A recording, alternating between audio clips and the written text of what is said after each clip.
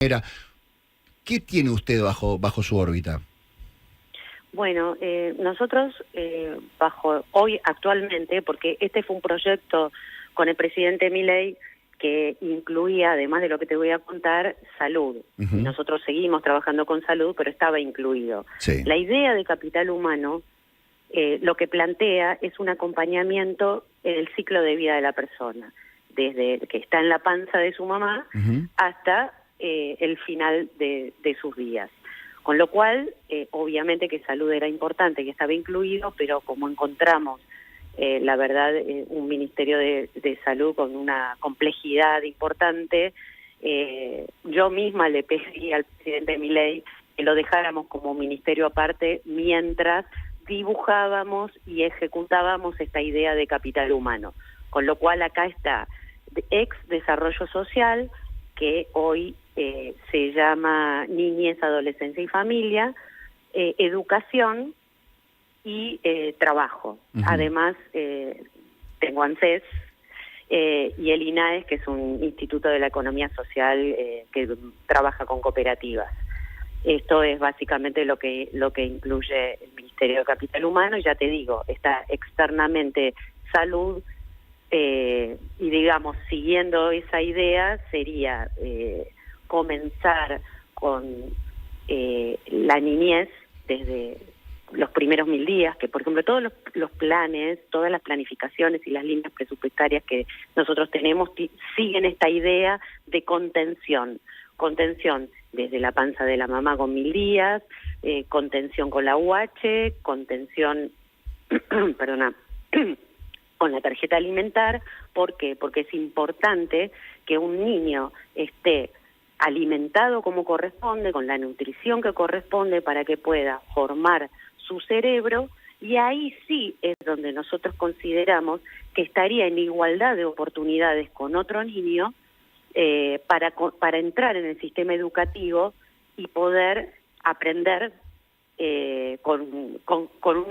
o sea, que esté cognitivamente preparado para ello. Eso daría la igualdad de oportunidades. Bien. Una vez que puede acceder a esa educación en igualdad de oportunidades, podría conseguir un trabajo de calidad que le permita tener dignidad en su vida, ¿no? Que es lo que nosotros apuntamos, no dar, como dice el presidente, el pescado, sino la caña de pescar.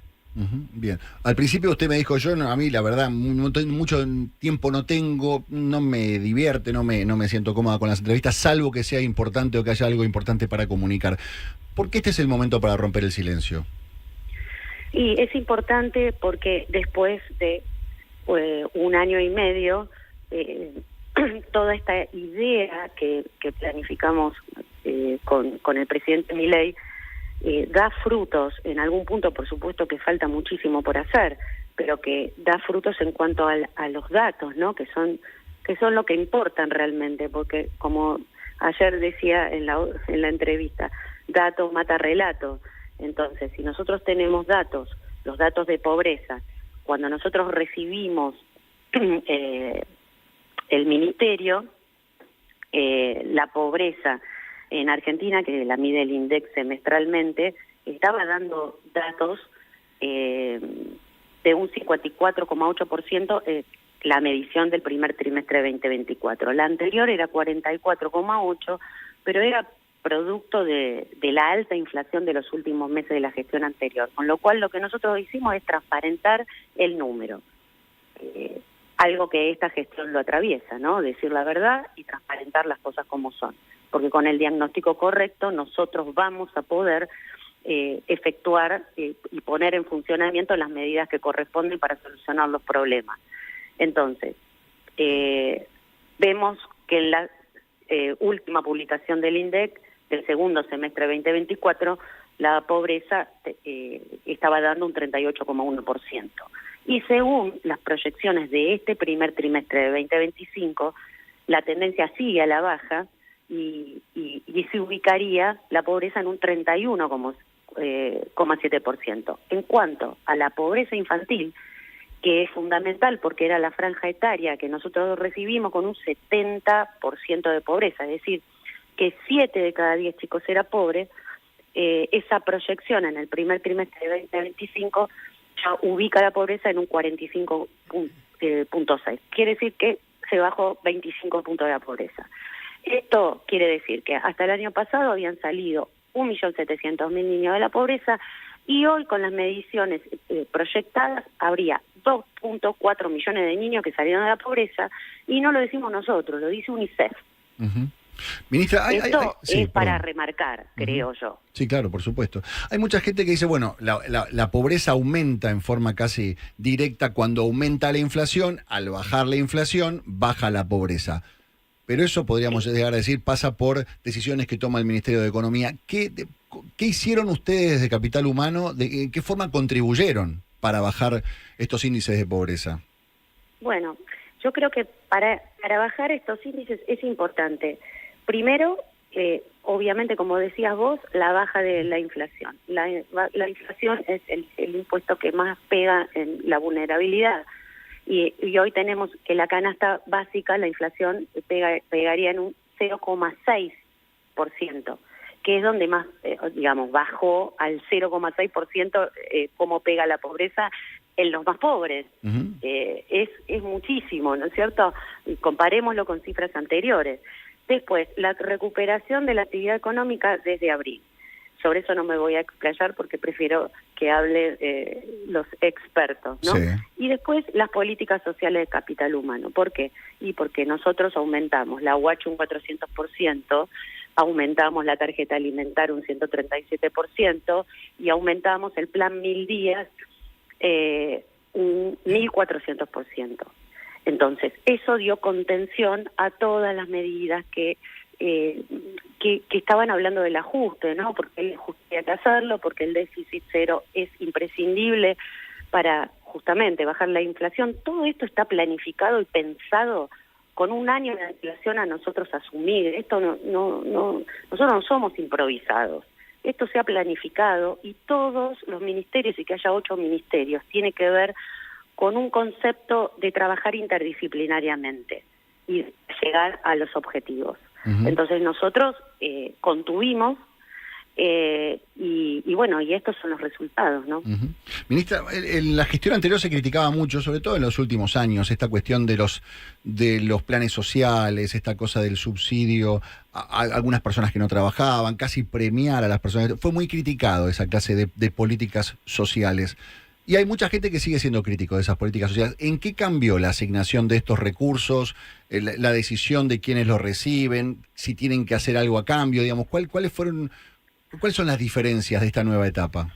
Las diferencias es que nuestra lógica es focalizar los recursos a quien más lo necesita. ¿Quiénes son los más necesitados? Si yo te digo que había un 70% de niños en pobreza, en vigencia, te estoy diciendo a quienes hay que ayudar. Sí. Entonces, esta lógica de dar un plan a un señor adulto con 2 manos, 2 piernas, que puede ir a trabajar, no es nuestra lógica. Nuestra lógica es ayudar a los niños, a los vulnerables.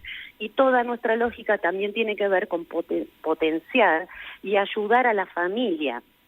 Entonces, es la lógica de tratar de apoyar para que en otra etapa puedan valerse por sí mismos, pero la pobreza la tenemos que cortar en el lugar de los niños, porque si no las vamos a seguir con la pobreza estructural. Si nosotros no ayudamos a los niños, esos niños sin contención, sin alimento y sin educación, van a repetir el sistema. Clarísimo. ¿Qué de todas las áreas que cubre su ministerio, ¿dónde encontraron la peor situación?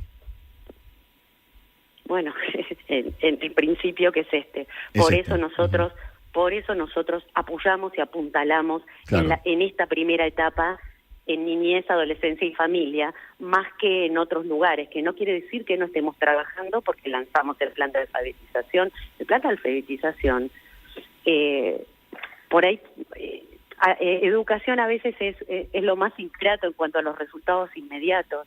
Esto no lo vamos a ver mañana.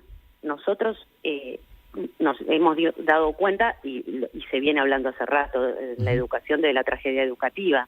Entonces, un país que estaba alfabetizado, que deja de estar alfabetizado, es ahí donde tenemos que poner la carne al asador. ¿Y qué hicimos? Juntamos por primera vez 24 jurisdicciones, todas las provincias de acuerdo, en un plan de alfabetización nacional. Cada provincia con sus particularidades, pero todos con el mismo objetivo.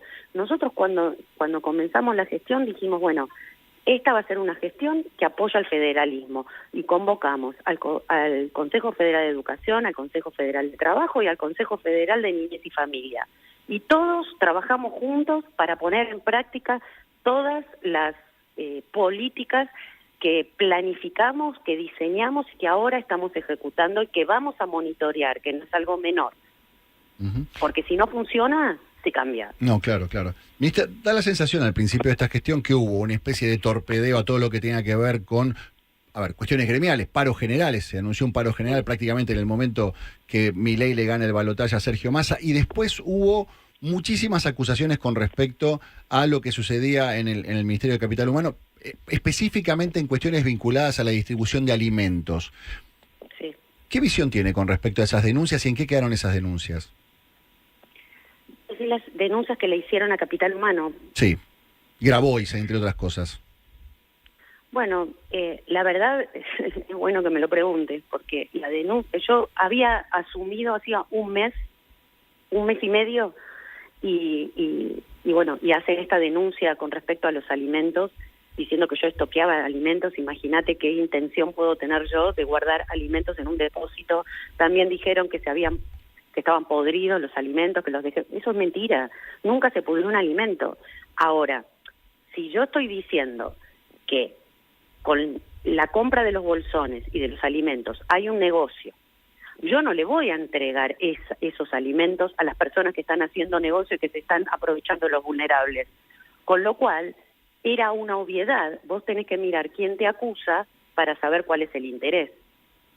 Y el interés era tomar esos alimentos, seguirlos repartiendo. Ellos se creían dueños de esos alimentos porque estaban de los dos lados del mostrador. Entonces era facilísimo acusarme a mí al mes y medio de asumir, diciendo que yo retenía alimentos.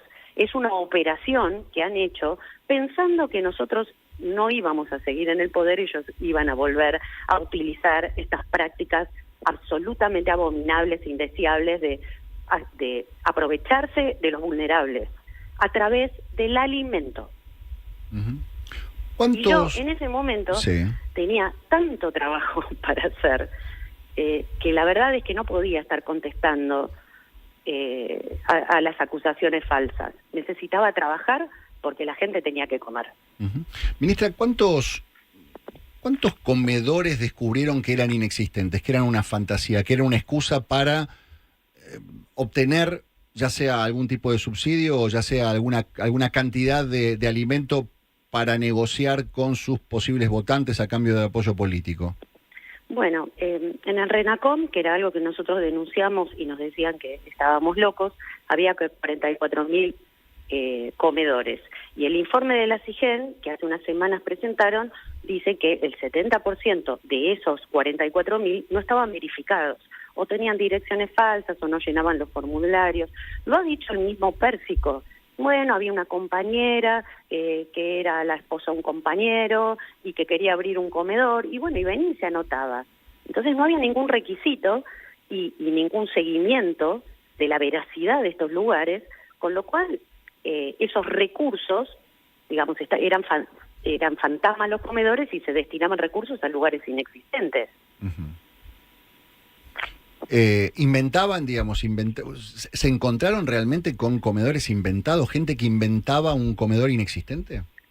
Bueno, pero hay periodistas que han ido, creo que Luis Gasulla ha ido a golpear la puerta de lugares y donde había yo lo comenté ayer, una escuela de pool dance, había, hace poquito fue también, y había un taller mecánico, digamos, sí, pasaba. Había gente también, con las cooperativas pasó lo mismo. Nosotros dimos de baja 8.900 cooperativas falsas, o que tenía la misma dirección, eran 4 o 5 cooperativas con la misma dirección, presentaron facturas truchas, o sea, también lo dije ayer, ¿no? Era el Estado utilizado para ver dónde se podía hacer el negocio. Y por eso el ex Ministerio de Desarrollo Social estaba dividido, ¿no? Partido en distintos kioscos, y lo manejaban distintas personas. Lo dice siempre el ministro Sturzenegger, era un ministerio dentro de otro ministerio, había un ministerio paralelo. Había esto que usted está contando con respecto a los comedores y los recursos destinados. También pasaba con respecto a los planes sociales. Estoy pensando en esta cosa de que nunca se termina de comprobar si en verdad se quedaban con una parte, si en esta forma discrecional de repartir los planes, había gente que decía, a vos sí, a vos no, me das un poquito, si vos no venís a militar, te lo quito. ¿Funcionaba realmente así? Funcionaba tan así. Por eso yo creo que hay que digitalizar y traer la tecnología para monitorear lo que realmente sucede. Que había 1.200.000 personas anotadas en un Excel. Entonces, mediante ese Excel le daban de alta y de baja a los recursos de las personas que necesitaban. Entonces, los extorsionaban, porque ellos tenían... Por eso yo saqué la prestación que tenían que cumplir por dar el plan. Era una manera rápida de cortar esta relación tóxica que tenían. ¿Cómo era eso? ¿Me lo puede explicar? ¿Cómo era la forma de instrumentar que tenían? ¿Cómo se garantizaban que esa persona fuera y les diera una parte? ¿Y cómo hizo usted para desactivarlo? Y porque vos, para recibir el plan Potenciar Trabajo, tenías que hacer una contraprestación. Entonces, o tenías que hacer un trabajo que ellos te indicaban, o hacer un curso.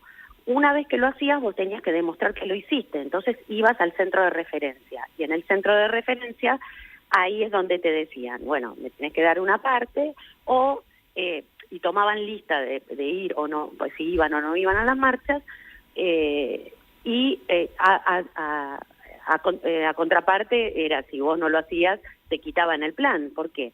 Porque no era el Estado el que tenía el control, sino el Estado y los piqueteros estaban en la misma lógica, digamos, estaban en connivencia para darle de alta o de baja el plan a una persona. Si vos me decís hoy, si un piquetero, que es lo que nosotros hemos hecho, y por eso pusimos la línea 134, porque para que la gente pueda denunciarlos, porque todavía hay algunos que no están informados y piensan que puede venir un líder que aún pululan por los barrios a decirle, si vos no venís, yo no te doy el plan. Por eso nosotros apenas asumimos, hicimos esa campaña de que corta no cobra, para ponerlo en las pantallas de los trenes, en Mi Argentina, digamos, para que la gente, para salvarlos, ¿no? Para que fueran libres y dejaran de ser esclavos de esta gente. Estamos hablando con la ministra de Capital Humano, Sandra Petovelo. Ministra, en salud, ¿se encontraron con una misma situación? ¿Había un negocio detrás de la salud? ¿Había discrecionalidad? ¿Había irregularidades con respecto a los planes otorgados de salud y con respecto a la comercialización de medicamentos, de prestaciones? Mira, eso te lo tendría que decir el ministro de Salud. Yo no me quiero... creo que toda la administración estaba atravesada por esta lógica de buscar un negocio y después cubrirlo con una política pública. Pero no quiero ingresar en el territorio de un compañero, y por ahí eso te lo podría contar el ministro de Salud. Está bien. Sí pasó que en Niñez había un organismo que vendía medicamentos, que compraba medicamentos oncológicos, la DATSE, y eso fue realmente un horror, porque ellos compraban con 4 proveedores por mail a los amigos, ¿no? Digamos, y entonces cada vez que se apretaba el botón, se ve que alguien sacaba una porción con compras de medicamentos oncológicos para niños. O sea, inmediatamente, en ese momento estaba el ministro ruso, lo llamé y le dije, ¿por qué yo tengo la DATSE? Sí. Entonces lo pasé a Salud, porque en realidad estaba hecho y escondido dentro del desarrollo social para hacer negocios. Claro. Yo lo denuncié, Bien. ¿Tuvo gente que desde adentro boicoteó estas políticas? ¿Hubo gente que ayudó a complicar la gestión? Sí, por supuesto. Realmente el ex Ministerio de Desarrollo Social era una unidad básica, ¿no? Con gente que realmente filtraba documentos privados, hablaban con periodistas, evidentemente, o por cuestiones ideológicas o por otras cuestiones, decían cosas que no eran, mentían descaradamente, sacaban fotos adentro de los depósitos. Han llegado a tirar caca de animal a propósito para sacar fotos y decir que nosotros teníamos los depósitos sucios. O sea, han hecho todo lo que podían hacer para sacarnos del medio. ¿Qué tanta respuesta está obteniendo en la justicia de todas estas irregularidades que ustedes vienen denunciando? Bueno, yo creo que la justicia en Argentina en general tiene sus tiempos, ¿no? Uh-huh. Entonces, yo no podría pedir celeridad por ser una ministra, y yo dejo que la justicia trabaje. Yo tengo fe que siempre, aunque sea a la larga, se va a obtener justicia y el inocente va a salir airoso. Entonces yo no voy a atacar, yo soy poder ejecutivo y no voy a meterme con el poder judicial ni con ningún otro poder. Uh-huh. Bien. ¿Cuáles son los próximos objetivos? Porque usted me decía, tenemos una necesidad que es, que era poner en igualdad de condiciones a los chicos, ir con los más necesitados, ayudar a los más chiquitos de modo tal que cuando vayan creciendo tengan igualdad de condiciones o igualdad de oportunidades. Le hago esta pregunta porque el otro día cuando vino el presidente acá, cuando ya daba a entender que dentro de todo la inflación iba en vías de dejar de ser un problema grave y empezar a normalizarse y empezar con otros objetivos, el presidente me decía, bueno, ahora tengo que ir por el lado del crecimiento, tengo que buscar la forma de que crezca, que haya más trabajo, que haya más competencia, que haya más inversiones.